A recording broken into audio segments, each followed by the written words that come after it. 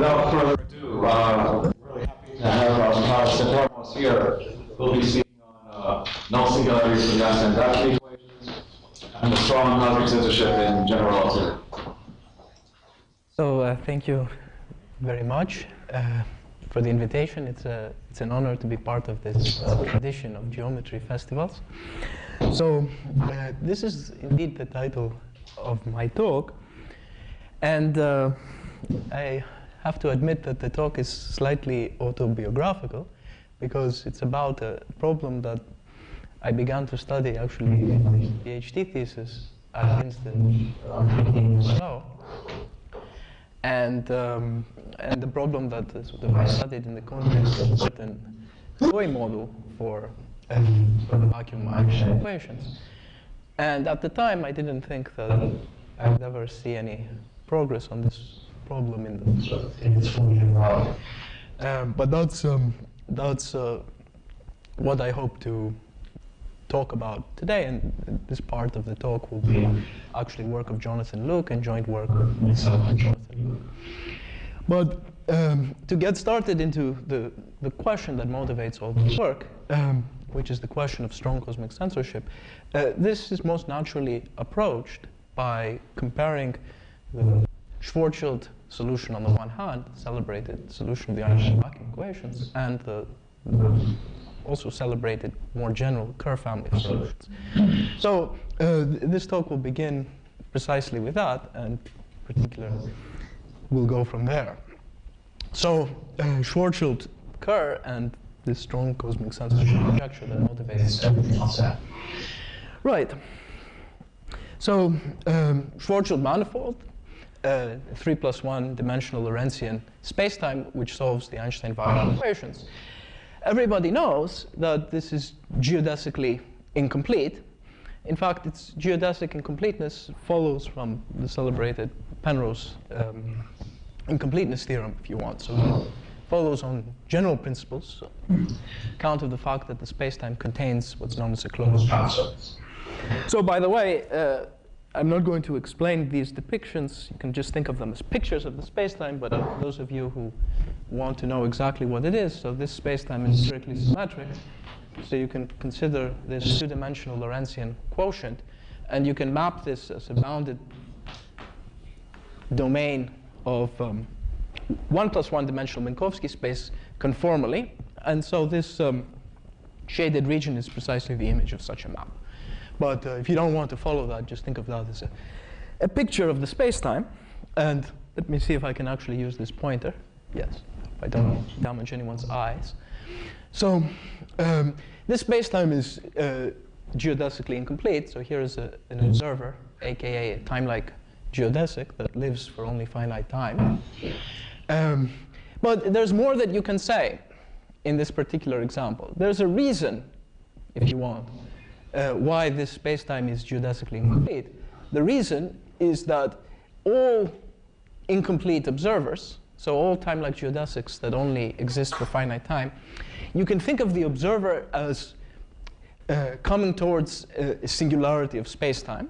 And there are various ways of saying that. So a more physicsy way of saying that is that the observers are torn apart by infinite tidal forces. So this statement has an interpretation in terms of a certain Jacobi field of calculation.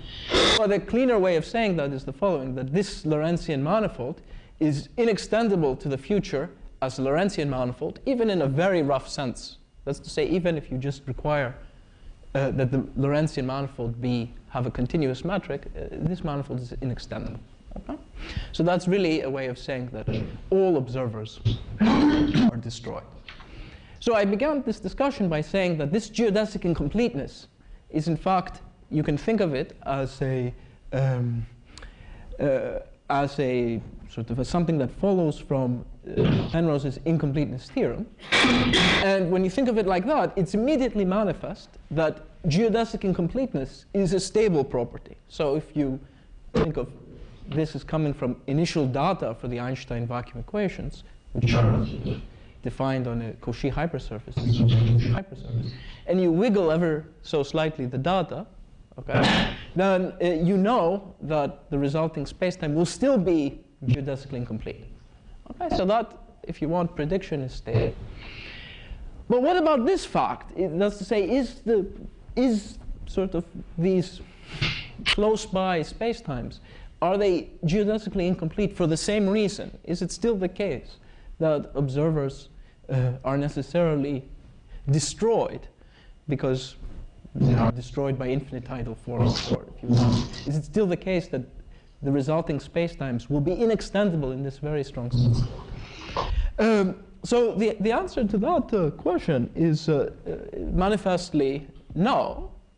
And you don't have to look any further than the celebrated Kerr family.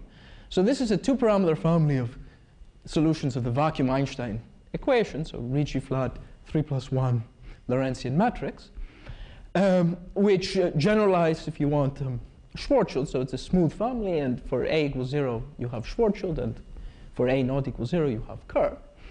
This family is, of course, much more subtle, and one could give several lectures just describing the geometry of these manifolds.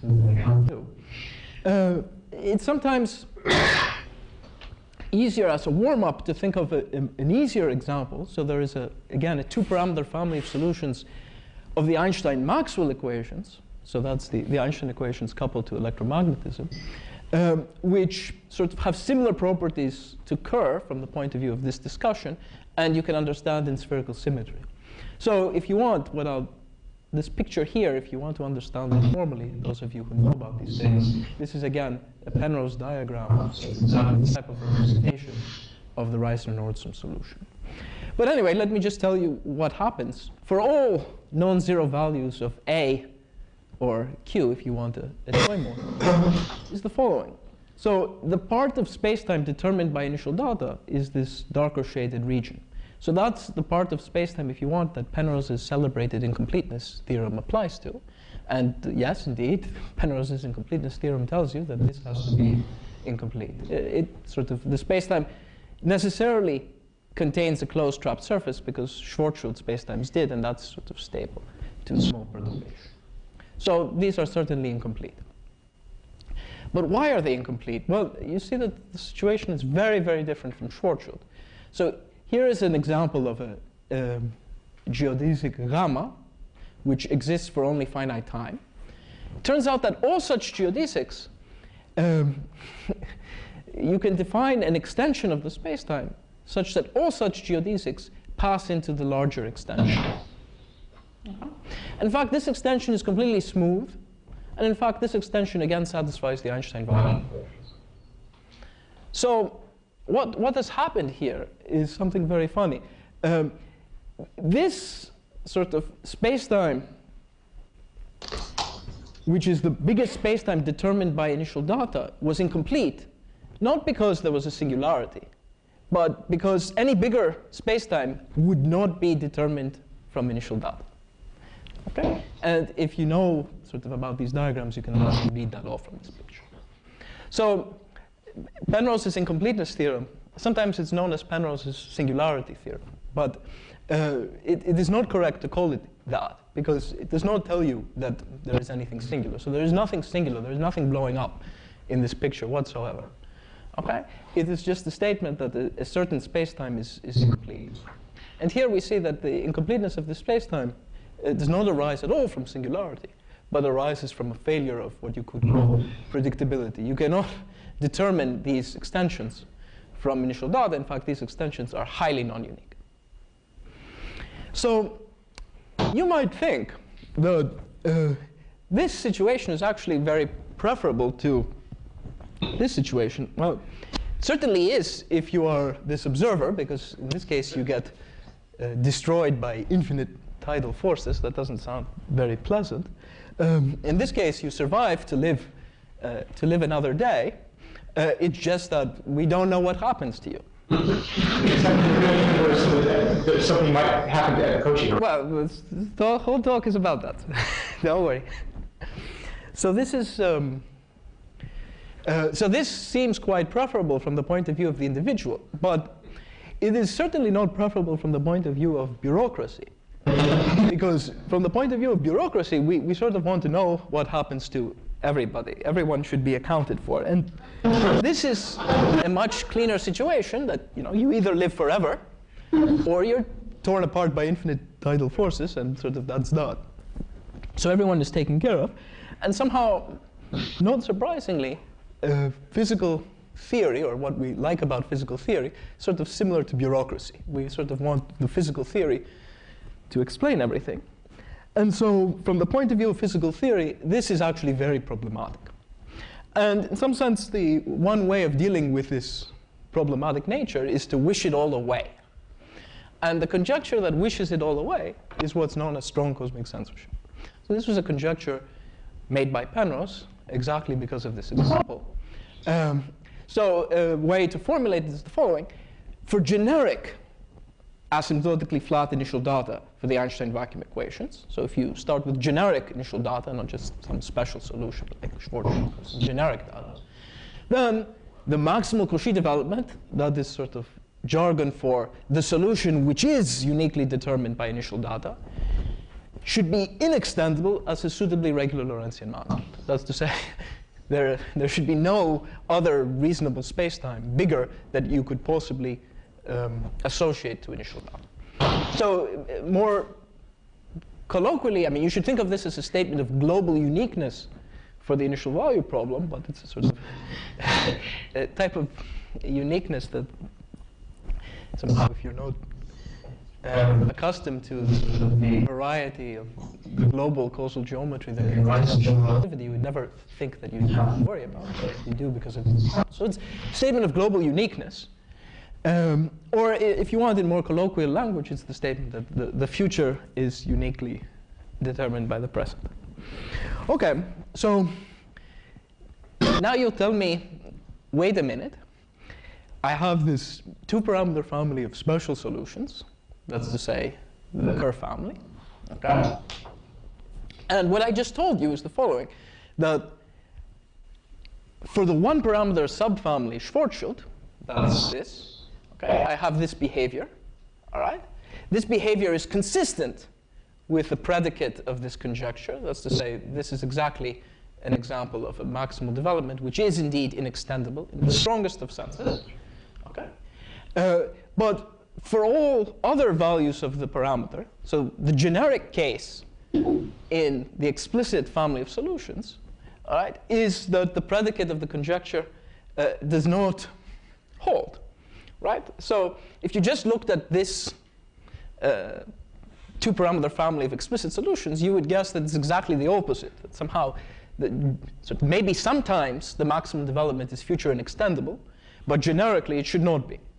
So why would one ever conjecture this, other than wishful thinking, other than the fact that we sort of want to wish it to be true, just looking at these two examples?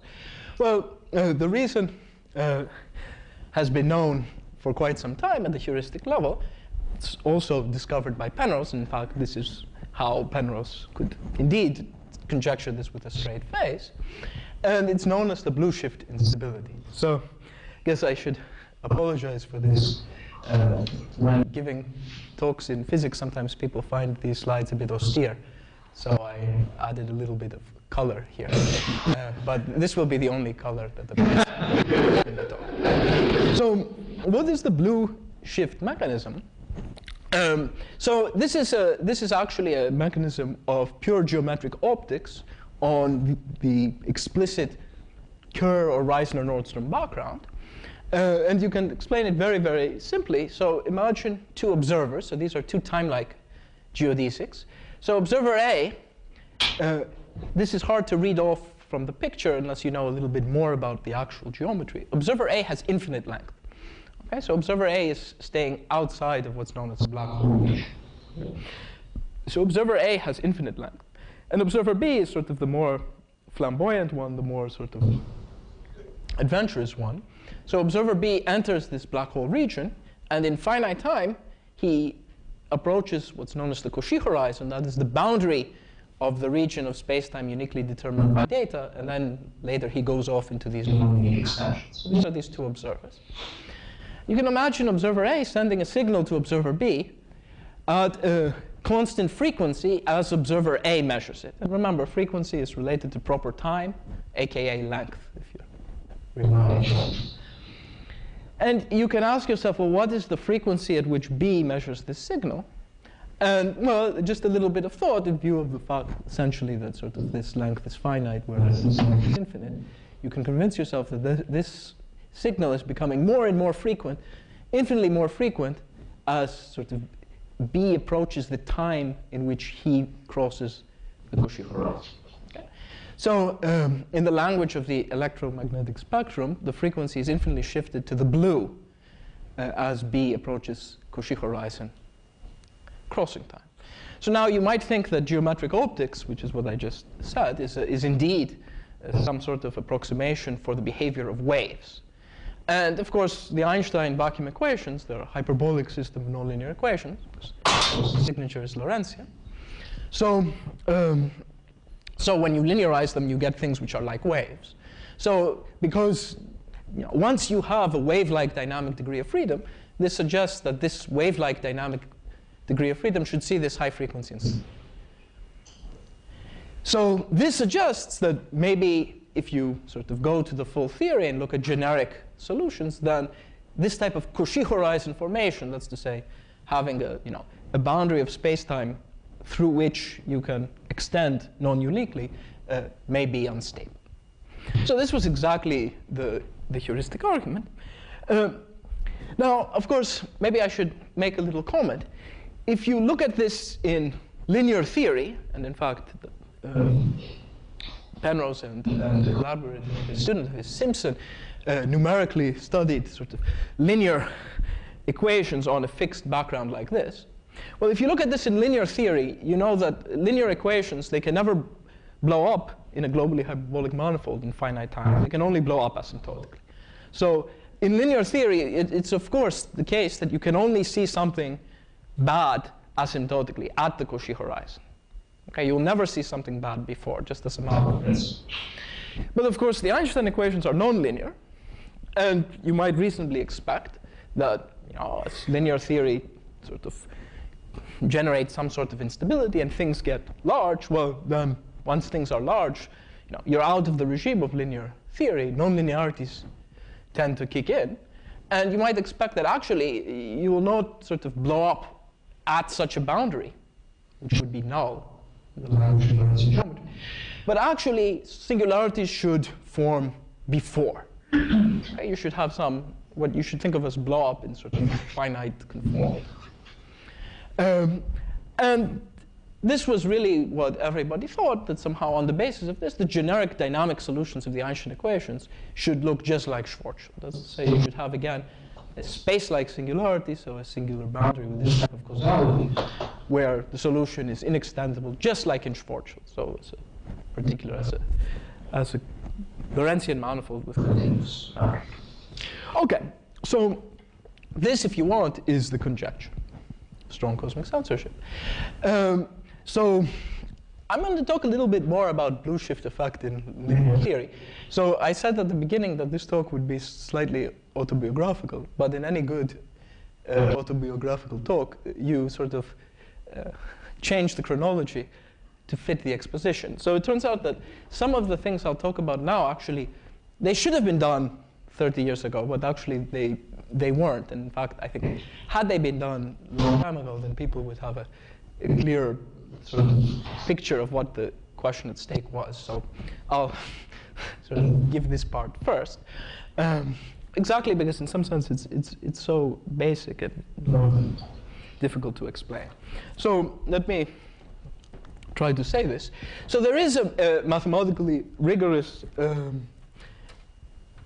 statement you can make, which is exactly what you get when you apply geometric optics, or to be more precise, the Gaussian beam approximation to the wave equation. And this is a statement which was proven recently by a student of mine, Jens Bierski. And the statement is the following. So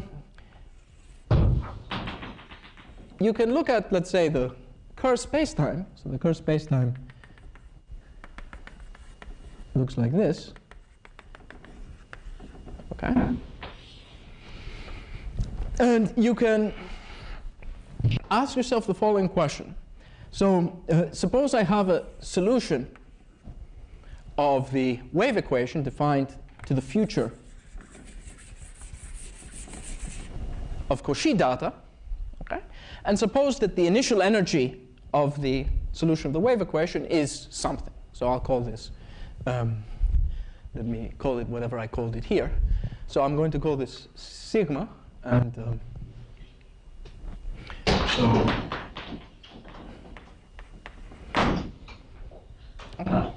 so it's actually a theorem of myself and Rodnyansky and Yakov Schlappentoch-Rothman that if you look at the translates of these hypersurfaces in the exterior region to the black hole, so if you look here, okay, then the energy through this foliation is uniformly bounded by some universal constant that just depends on the Kerr parameters, A and M, times this initial energy.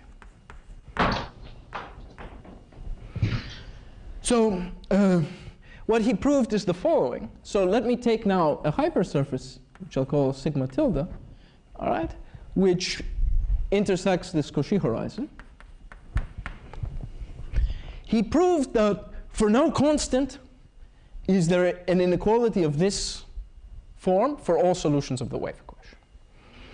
So you cannot prove using Gaussian beam approximation, immediately at least, that any particular solution blows up, but you can disprove any quantitative boundedness statement of this type.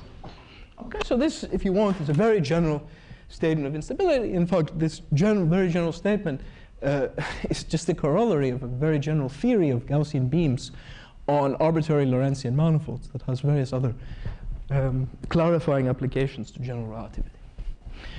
So, so that's one general thing that you can say. But then, of course, you might sort of worry or wonder about the following thing. OK, it may be the case that if I look at sort of solutions which are just a finite energy, then these finite energy solutions will blow up here. But what if I restrict to solutions which initially are of compact support, let's say are supported here?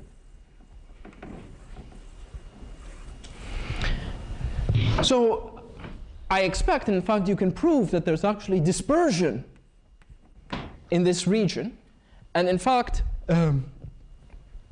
you can prove that solutions of the wave equation will decay on what's known as the event horizon, that's the boundary of the black hole region, at a sufficiently fast polynomial rate. So you can prove that they decay. There is an upper bound for sort of solutions with a polynomial decaying rate on the horizon if the solution came from smooth initial data. So you might worry that that decay could compete with this other effect. So these type of solutions, you might worry, might actually have finite energy, might be smooth here. So there's another theorem which says the following, that if you assume a lower bound on this decay rate, more precisely if you assume that the spherical mean of the solution, if this were Reisner or Nordstrom, so this theorem is only in the Reisner Nordstrom case, which is spherically symmetric. So if you assume a lower bound for the spherical mean, this lower bound is actually conjecturally true for generic initial data. It's compatible with the upper bound that is known, but it has not been proven. But if you assume it, then you actually have that the energy of the solution is indeed infinite. So V is a null coordinate along the... So V is an Eddington-Finkelstein type null coordinate. So it's a null coordinate that measures time along here, and V will go to infinity. And it's a particular normalization of null coordinate that is sort of naturally attached to the geometry of the exterior. All right, so that's something you can say. So of course, this is all consistent, if you will, with this picture of Penrose of instability. But, and this is what would have been useful if people had studied a long time ago. You can look at this example, though, a little bit more closely. And this was what was done recently by a PhD thesis, in the PhD thesis of another student of mine, Anne Franzen, who's actually based at the University of Utrecht. And what she proved is the following, that, well, yes, maybe this energy blows up. So energy is something that has to do with derivatives of the solution. But if you look at the solution itself, so if you look at psi itself, where psi satisfies just the scalar wave equation here, for psi arising from compact support initial data, okay, then it turns out that psi itself is indeed globally bounded in this region by a constant that just depends on a data norm and sort of universal parameters, all the way up to the Cauchy horizon. So psi itself does not blow up. And so this sort of generalizes some previous work of mine in spherical symmetry, which was much easier. Okay? So this is a very general result. I don't really have time to talk about the proof of this. Let me just say that this result begins, so you use this understanding of the wave equation in the exterior regions that I just mentioned. Particularly, you use the fact that you know a priori that your psi is decaying at a sufficiently fast rate here and here. Okay, so that's sort of the input in the proof, and then you do a geometric analysis of the wave equation in this interior region. So it's actually quite pretty, this analysis. I wish I had a little more time to talk about it. It's okay. So that's Anne's result. So in view of that, we can make sort of the following comments. So we're going to do some speculative extrapolation for just a second. So if you think of this scalar wave equation on fixed background as a poor man's linearization of the Einstein vacuum equations, it's not really the linearization of the Einstein vacuum equations, which are of course a tensorial sort of system, but it's some sort of approximation thereof. Okay. Then in this sort of linear theory, you should think of psi itself as being at the level of the metric. Okay? Whereas derivatives of psi, so that's what sits in these energies, you can think of it as the level of the Christoffel symbols, or the connection. Okay? So anyway. So if you were just to naively extrapolate linear theory, this poor man's linear theory, this may suggest that what happens when you perturb the initial data for the Einstein equations and you solve, if you just extrapolate this result, is that, well, the solution lives all the way up to here. The metric itself is well behaved. So this is bounded. So the metric itself is well behaved. So maybe even the metric extends continuously. But at the level of the Christoffel symbols, in fact, at the level of just the local L2 norm of the Christoffel symbols, because that's really what this is, there's something singular. So the curvature will blow up, presumably, because that's even more derivatives. But already at the level of the Christoffel symbols, there's something singular. Of course, it's hard to make sense of that geometrically, but it's an analytic fact. So that's what you would get if you naively extrapolated, let's say, Anne Franzen's result. On the other hand, if you went back to sort of the original story, then now once things get large, nonlinearity should kick in. You should forget this, and you should get a space-like singularity here.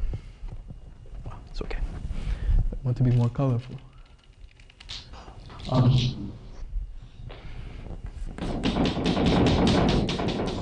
This is a traditional depiction of a space-like singularity. So which one is it? Is it this? Is it that? Or is it something else? So that's in some sense what this talk is all about. So now, again, the chronology is all messed up. We're going to go to ancient history and to a certain toy model in which this was first studied in a nonlinear setting. And so this is a spherically symmetric toy model, and if you want the program of trying to answer this question, in fact, they were trying to answer this question before it was posed in this clarifying revisionist way that I just have. I mean, really without knowing at all what the answer should be other than just sort of this original hypothesis. So this program was initiated by Hiscock Poisson in Israel and Ori, who did some very beautiful heuristic arguments on some very simple spherically symmetric toy models. And in fact, if you want the sort of definitive spherically symmetric toy model that you can talk about, is actually this. So you see, coming up with good toy models can be difficult exactly because you want them, on the one hand, to be soluble. On the other hand, you don't want to kill the phenomena. So it's just a fact of life that nonlinear hyperbolic equations are much simpler in 1 + 1 dimensions than in anything bigger than 1 + 1. Okay, so in particular 3 + 1. So that means that if you want some model, you should certainly impose spherical symmetry. This was the technological reality of things at that time. So you should certainly impose spherical symmetry. But we all know that if you impose spherical symmetry and you just look at the vacuum equations, then the only solutions are Schwarzschild. So of course, every conjecture is either trivially true or trivially false. So strong cosmic censorship is trivially true. The singularity will always be space-like, but these are the only solutions. So if you want to restore a dynamic degree of freedom, which is wave-like, you have to couple the Einstein equations to something. So the simplest thing to couple with is just couple with a real scalar field. So that would be the equations here, but if I didn't have this term, it would be this without this term plus this, okay, plus this equation. Although this equation would now just be a consequence of these two. So that model actually was intensively studied by Dimitrios Christodoulou in a sort of very long sequence of papers that actually secretly started from his own thesis from John Wheeler. But it turns out that that model, for that model, you can prove that no solution ever has a Cauchy horizon coming from here. Okay? So that model, in some sense, is great, but it kills the particular physics which are surrounded to this problem. So if you want to sort of have solutions that do have Cauchy horizons so as to study their stability or instability, you have to also couple with the Maxwell equations. So if you couple with the Maxwell equations, then a particular solution is Reissner-Nordström, which I already showed you does have exactly this behavior. So this is, in some sense, the simplest system where you can, in a nonlinear setting, study whether this happens, or something. So, of course, this was actually, so these are the equations sort of explicitly once you write them in spherically symmetric form. Let me not dwell on this, because I won't really need this notation. So this system was actually studied numerically, and originally with very conflicting results. And part of the conflict a posteriori was not really the results per se, but the people were so ready to read into the results what they thought the answer would be. So let me now explain exactly what everyone did and what everybody saw, because it turns out that you can actually mathematically prove everything about this system. Okay, and this is actually what I did back then in my thesis. And the statements are as follows. So you can prove the following, that if you look at arbitrary asymptotically flat spherically symmetric initial data for this complicated system, for which you don't even have to assume that the scalar field is of compact support initially. You can assume that it just decays sufficiently rapidly. So that's the assumption on data. So the statement is the following, that if you have a black hole that forms, which in fact you always do in view of the fact that this type of data has to necessarily have two ends. As long as this black hole is non-extremal, and I should add that you can also sort of ensure that this happens for an open set of initial data. The extremal case is actually a story in itself. I could give another talk about that, but let me not. Then, if you look at the Penrose diagram of the solution, it has a subregion which looks like this. So in particular, there is at least a piece of Cauchy horizon emanating from this point. So there is always a piece of null boundary. And moreover, you can extend the solution beyond here as a continuous Lorentzian metric. So that was sort of the first result. So if you want, the first result in the language we now have tells you that extrapolating linear theory, at least from the point of view of this spherically symmetric toy model, is indeed correct.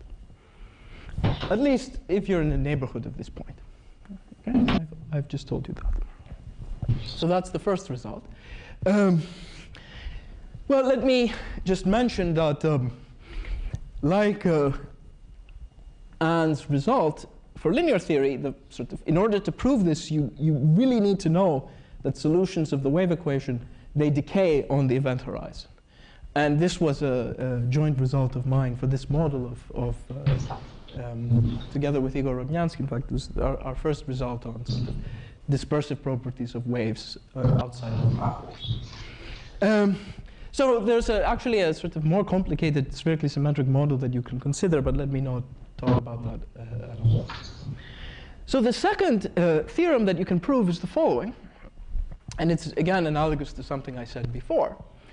If you assume now, in addition to this upper bound, which you can prove, if you assume a lower bound on the decay rate of the scalar field, which is consistent with the upper bound and conjecturally true, then you can prove that this Cauchy horizon, through which the metric does extend as a continuous metric, is still singular once you look at the Christoffel symbols. So in particular, the statement is that there is no extension beyond this Cauchy horizon such that the Christoffel symbols be square integrable. So the curvature in particular will blow up. Okay, so even scalar curvature invariance will blow up if you sort of want to talk about those. But you can say what's in fact the stronger statement, that sort of there is no extension for which the Christoffel symbols are square integrable. So why do I fixate on this issue of the Christoffel symbols being square integrable? Well, people in physics sometimes are more than happy to say the curvature blows up, quantum gravity, whatnot.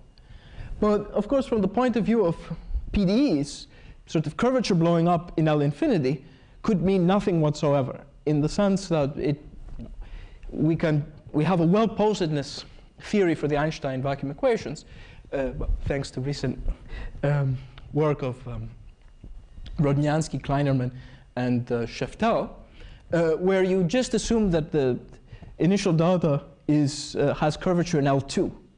So L infinity blow up for curvature means absolutely nothing from the point of view of well-posed. So from PDE theory point of view, you still have a regular solution. You shouldn't even think of it as singular. So if you really want to say that the blow-up means that there is no reasonable extension, then you really want to characterize blow-up in a way that sort of, in any reasonable sense, you cannot talk about the Einstein equations beyond. Okay? And well, sort of, if you think about what the weakest notion of solution for the Einstein equations would be, it would exactly sort of live in this class. The Christoffel symbols are locally announced. That would be a weak solution to the Einstein equations. So this type of result suggests that the proper way to formulate strong cosmic censorship is not that the singularity be space-like, because that's certainly not true. It's not that the solution should be inextendable as a continuous Lorentzian metric, but it's that it should be inextendable as this. Okay, and this actually, after these original results, this is the formulation given by Christodoulou. When you're talking about L2 local here, you're measuring the norm, pointwise norm of gamma with respect to some background Riemannian metric, or what? So in order to take the thing that's going to be gamma in the L2 norm, you're not going to use the Lorentzian norm, right? Yeah, so you have to think about that sort of in terms of just in terms of a frame. So you could just the components in terms of a frame or something like that, or in terms of a coordinate system. So the statement is that there does not exist a frame, there does not exist a coordinate system, let's say, so there does not exist a differentiable structure for which sort of you can express the Christoffel symbols like that. But it is cumbersome to work with this statement, needless to say. All right, so as I mentioned, the nature of this model problem is such that if you want the Maxwell field to be non-trivial, if the Maxwell field is trivial, you don't get this. So it's the only case where you don't get this. But once the Maxwell field is non-trivial, your initial data has to be sitting on some topology because we're in spherical symmetry and there's no charged matter here. So you necessarily have two ends. So of course, everything I said here applies near the other end. So you also have this little piece of null boundary. But you might ask yourself, well, what happens with the rest of the boundary? Okay. So, so let me sort of read what's actually said in this slide. I mean, there's some very general things you can say a priori about what the rest of the boundary can look like, which apply not only for this model, but for a wide class of spherically symmetric self-gravitating models. Let me just show you this picture that somehow, a priori, you can imagine, for instance, that there is still a space-like part of the boundary. Everyone seems to want a space-like part of the boundary, where the so-called area-radius function vanishes. So in particular, through which you still have this stronger inextendability statement. Okay? So you could still hold out hope that maybe part of the singular boundary was null, but most of it should be space-like. So that was certainly still what people hoped.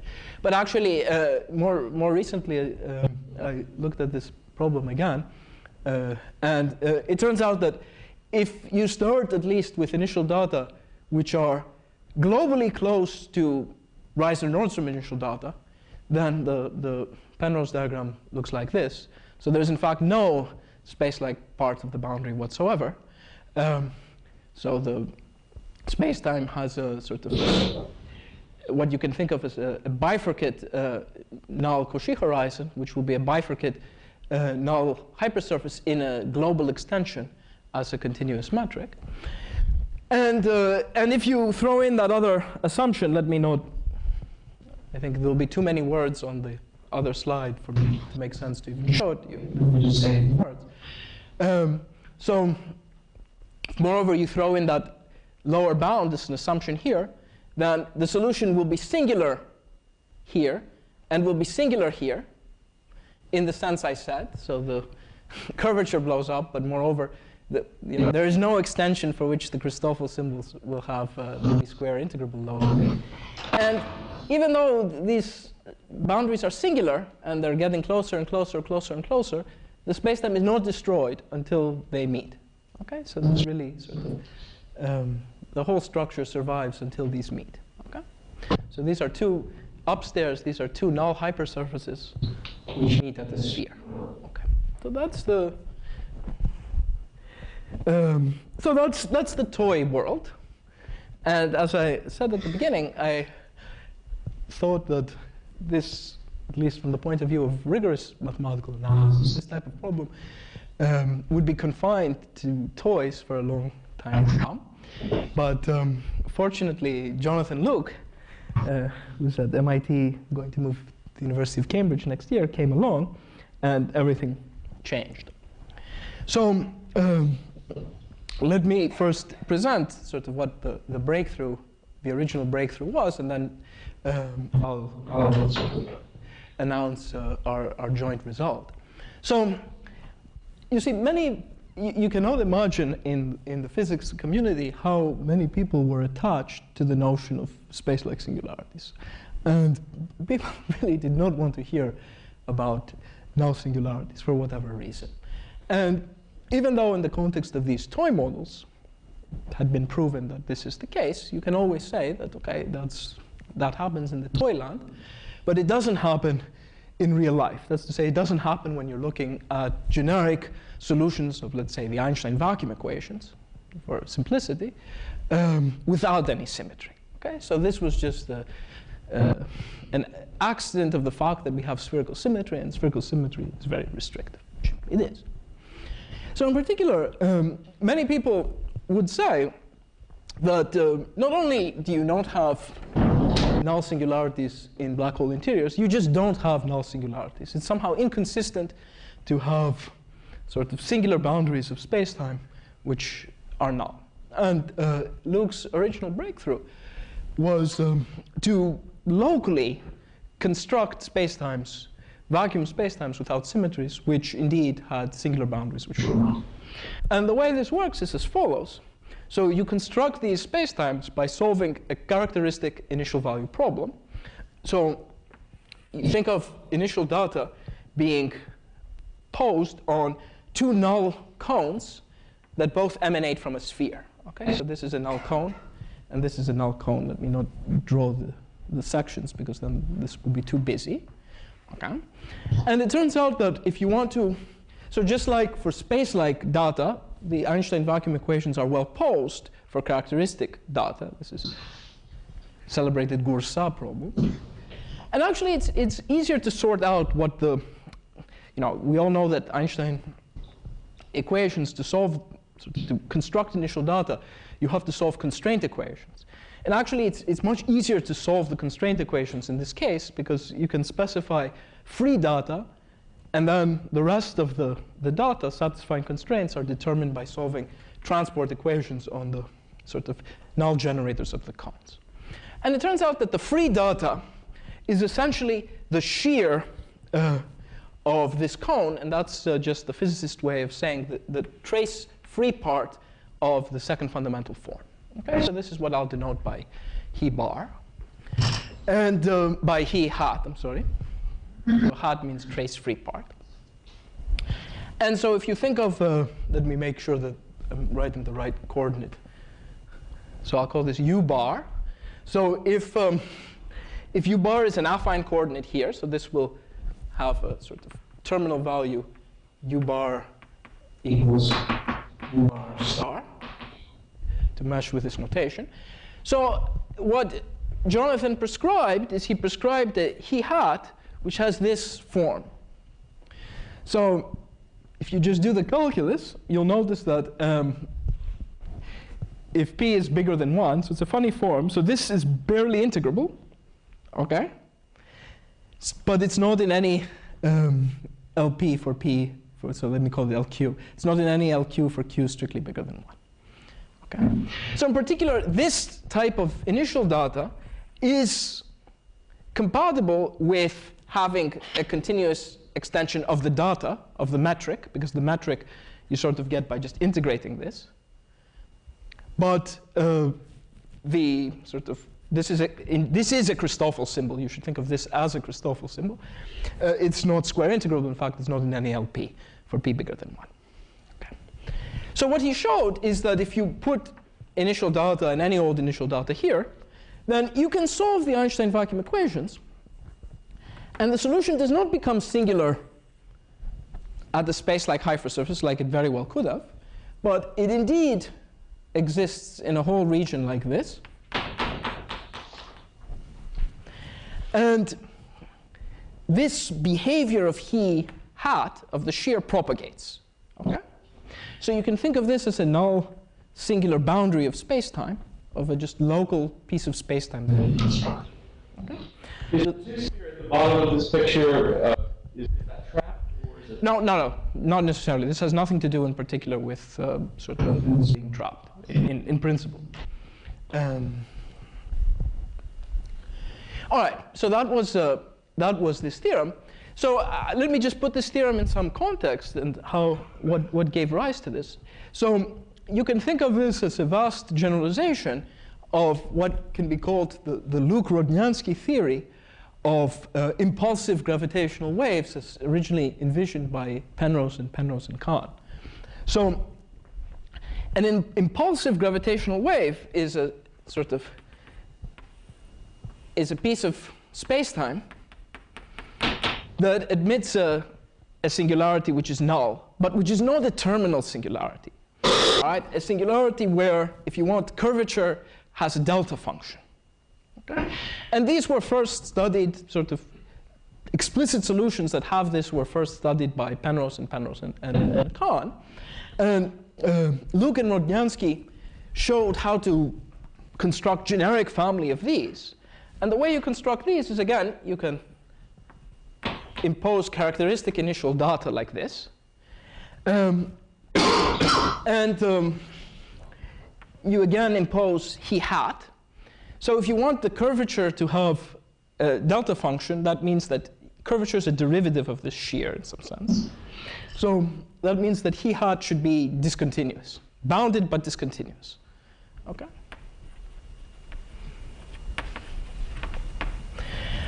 And indeed, they showed that for this type of initial data, you could again locally solve.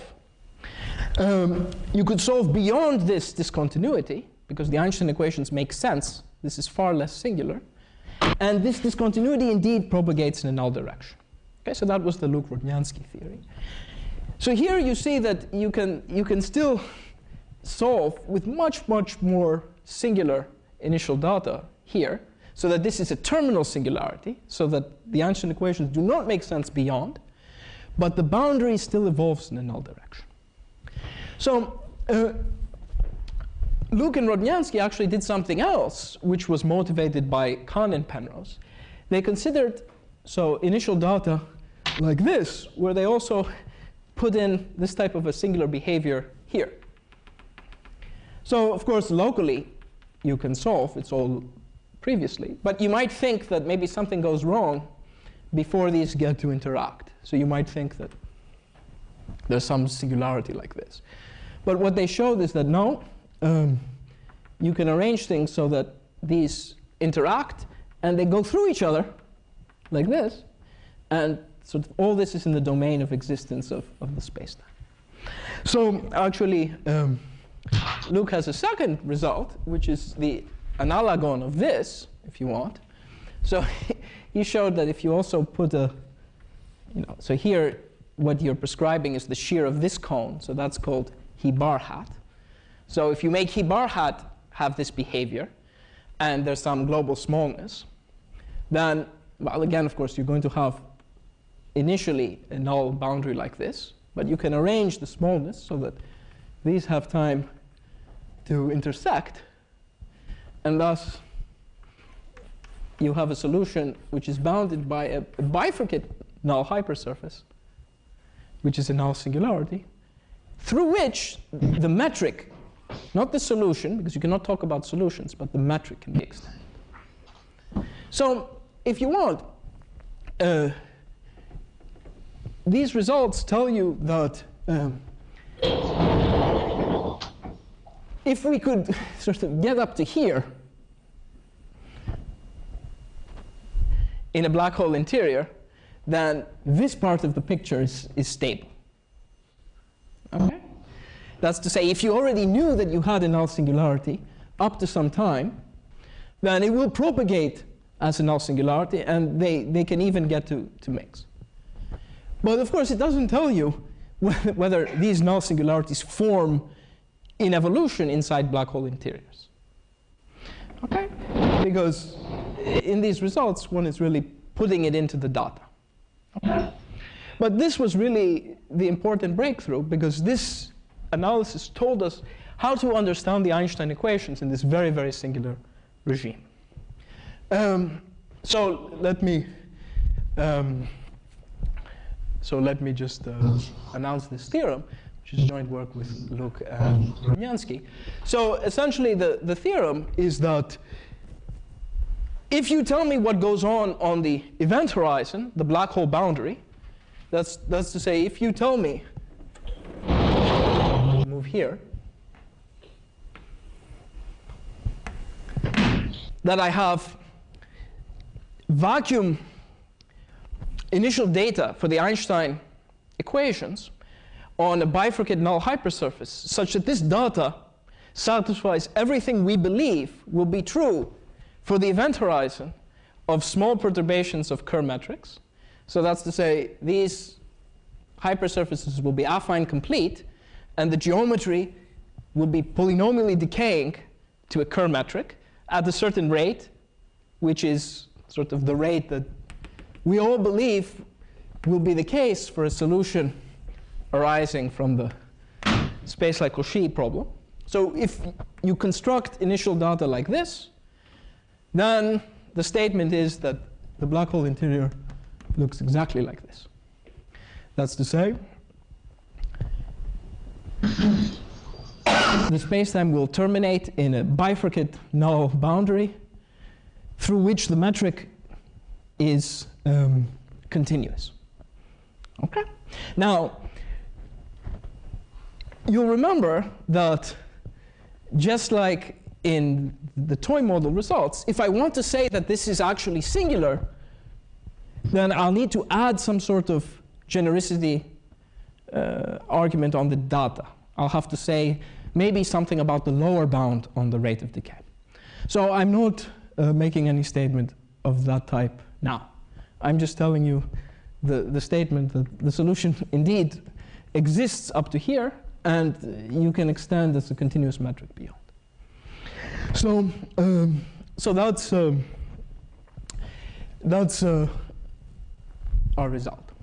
So let me just end the talk by saying what is left to do, and what does it all thus mean in summary for strong cosmic censorship. Don't really have time to talk about the proof of all this, but as you can imagine, the proof reveals many of the sort of beautiful special structure in the nonlinearities of the Einstein equations that somehow let you to apply linear theory for much longer than you might have thought you could. So what is left to be done? So of course, the first thing which is left to be done is indeed to prove that if I start from space-like, let's say, two-ended data, which is a small perturbation of the Kerr solution initially, then I understand everything in the black hole exterior up and including the event horizon, so as to retrieve, indeed, this sort of assumption on characteristic data. Okay? So that problem is known as the stability of Kerr problem. Okay? So you'll not find anyone who does not believe that that's true, but it still has to be proven, and this is sort of a major open problem in general relativity. But now with this theorem, a positive resolution of this conjecture will in particular disprove the strongest formulations of strong cosmic censorship. Because now these will be an honest, open set of solutions in the moduli space of initial data to the Einstein vacuum equations, for which the singular boundary is null, not space-like, and which are extendable in this sense. Okay? So in some sense, two formulations of strong cosmic censorship, the original one and the sort of a later one that have appeared in the literature, these would both be falsified by this. So of course, the other conjecture is, I told you that, well, I'm not stating here a result that actually says that these are singular, even though in view of what we said for the toy model, you would expect that generically they should be. So if you really want to be able to prove that, then you can imagine that, first of all, there would be some result that said that if the rate of decay here, the rate of decay towards these points of the data, towards the Kerr solution, had a lower bound, then you would be able to show that this is inextendable in the sense of as a manifold with square integrable Christoffel symbols. And then, well, you'd also need to prove that for generic initial data here, you get these lower bounds. Okay? So you can imagine that this sort of would have those two parts. Of course, the second part would only be provable after you have proven the stability of this exterior region. So that's conjecture 2. So conjecture 2 would prove Christodoulos' formulation of strong cosmic censorship in a neighborhood of the Kerr family. So strong cosmic censorship is a statement about the generic solutions of the Einstein vacuum equations, period. Okay? But this would say that the conjecture is true in a neighborhood of the Kerr family. So that would be the first sort of, in some sense, result about the conjecture, which is not sort of the conjecture factored by symmetry. It's the honest conjecture. And the final statement, and I'll end with this slide, is the following. So I've always talked about this two-end case, simply because Kerr itself has two ends, and small perturbations of Kerr have two ends. But astrophysical black holes, they actually have one end, right? There isn't a twin universe to ours sort of on the other side of some black hole. The black holes that we're interested in, they actually form in gravitational collapse. So initially there's no black hole and everything is fine. And then there's collapse. In the vacuum you can have collapse just of gravitational waves that forms trapped surfaces by a result of Christodoulou. And so you can have black holes that form in collapse. So this theorem of mine and Luk, it applies also in this case. That's to say, any black hole that asymptotes to the Kerr solution, say just with one end, will have a piece of null boundary for which the statement that we prove holds. Okay? So even if you don't have this other end, I mean, everything localizes here. In fact, this is what you prove, and then the two-ended case, you get it by some sense. So you might wonder now, in this case, what happens to this null boundary in general. So you don't have this other piece of null boundary that it can connect to. So does this boundary terminate in some actual space-like singularity? Does it look like this? Or does this null boundary sort of causally sort of close up the space-time before space-like singularity has time to form? So from the point of view of physics, this is really, I think, one of the most interesting questions in sort of gravitational collapse, at least if you're interested in what the interior of the black hole looks like. And it's essentially entirely open. So let me, in fact, end this talk by a comment that it used to be in this subject that sort of, no one believed that null singularities ever arose, period.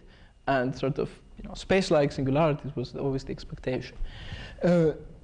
Now, I think the real question is whether there are ever space-like singularities, or let's say we know we have the Schwarzschild solution, but whether there is a single open set in the moduli space of solutions to the vacuum equations for which there is an open piece of the singular boundary of spacetime, which is space-like.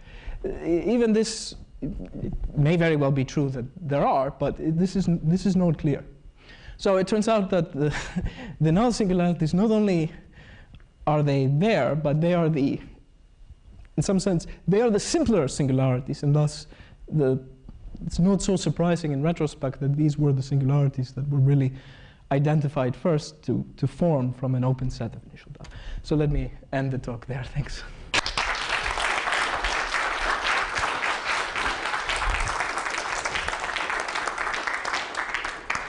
Thank you very much. Wonderful talk. Any questions?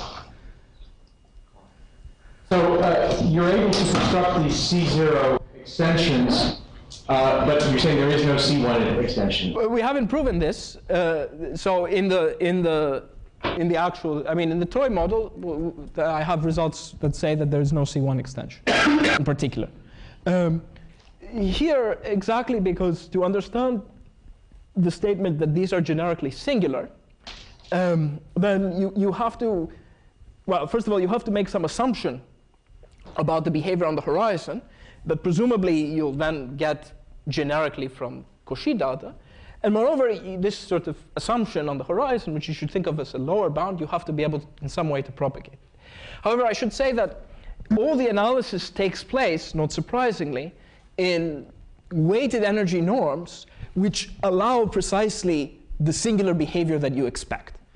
So there is a sense in which you really do think on the basis of the estimates that you'll have a certain singular behavior, but I am not proving it. Of course, this would be even more strange if you didn't have it, because that would tell you that no version of strong cosmic censorship is true.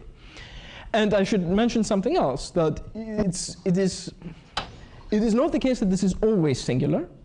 They're not only the explicit examples of Kerr, but you can actually construct examples where your approach to Kerr is sufficiently fast for this node to be singular. So in principle, this is something that can be done. We haven't written that, but in principle, we also have a statement like that. That's to say, if you're approaching too fast the Kerr solution, this will be regular. So its generic singularity really, really depends on sort of the precise decay rates to Kerr that you generically expect. And it's fortunate, for the point of view of strong cosmic censorship at least, that those rates are sufficiently slow. In the 2n case, if you assume that your initial data on the event horizon is smooth and you have these decay conditions, is the solution you're getting smooth in the black hole up and Yes, of course. So the singularities, there's no singularities occurring, no regularity until you're right. In fact, this is sort of the funny thing about this problem, that you see, even though finally you are interpreting this as a singularity, and a posteriori, if this other thing is true, this is singular. This proof is a proof of existence. I mean, in order to show that the singularity is null, that means that you are showing that you have global existence, or what we sometimes call semi-global existence, in a range like this. So it is a non-blow-up result that a posteriori tells you that, well, you have, the solution exists up to this null boundary, and then you revisit and you look at the asymptotic behavior, and that's what's singular. Hey, David. Do you get any, your singularities are along that null boundary, right? But your extensions go beyond that. Yes. Right? And they're not singular in neighborhoods that don't touch that boundary? So you can, let's say in the toy models where it's more explicit, then it's sort of manifestly obvious that, the extensions can be smooth outside of this boundary. I mean, in general, these extensions, after all, we're not imposing an equation. So in some sense, of course, in the toy model, you could talk about not exactly a weak solution of the Einstein equations, because manifestly the condition of blow-up tells you that you are not a weak solution. But you can talk about weaker solutions by dropping some equations, and you can satisfy those. So there is a bit more you can say in the toy model, but it's not clear that there is, it's sort of reasonable to even say those words.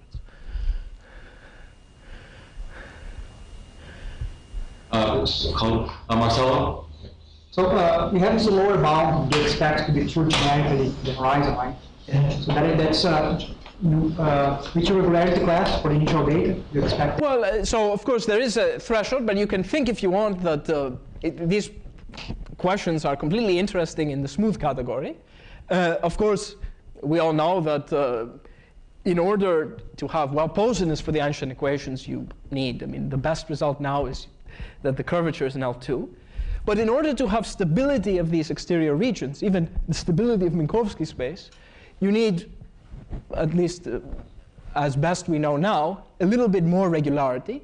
And moreover, you need the initial data to decay as you go to spatial infinity. So sort of stability of Minkowski space is not true if you don't assume that your initial data is not only a little bit more regular, but also localized, more localized than just telling you that the energy is finite. But it is some finite Sobolev space, which is not it's not so big in some sense. Is there any sense in which you can come up with a quantitative measure of, let's say, is there some infinite gravitational blue shift really occurring at the Cauchy horizon as measured by, for example, failure of the curvature to be an L2 or? Well, so the curvature will also fail to be an L2. And you do have this blue shift effect. These are all sort of, let's say, the geometric optics blue shift effect, you manifestly have it, and indeed the curvature will also fail to be in L2. Right. So, there is, it is still the case that these at least if you believe this, these will be singular, and that saves a version of the conjecture, although not the original formulation. Very strange. You still get a causal structure beyond this, but yeah. Very odd.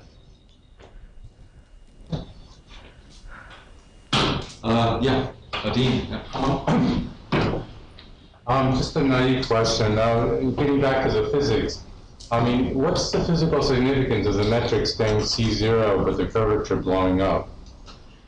So somehow there are various, right? So there are various things that have been told. So what does it mean? You know, when people naively sometimes say, I just want at the boundary the curvature to blow up, on the expectation that if the curvature blows up, then quantum gravity should kick in, and that sort of, the classical theory is over. But I mean, if you think about that from the point of view of PDEs, we have many examples of PDEs for which something singular happens, but the classical theory is still the right theory. For instance, shock formation for compressible fluids. So somehow, from this point of view, just saying that the curvature blows up, it really doesn't necessarily mean anything from the point of view of physics. Now, saying that the metric is inextendable C0 has the attractive feature that means that macroscopic observers, if you just do a Jacobi field calculation, are torn apart.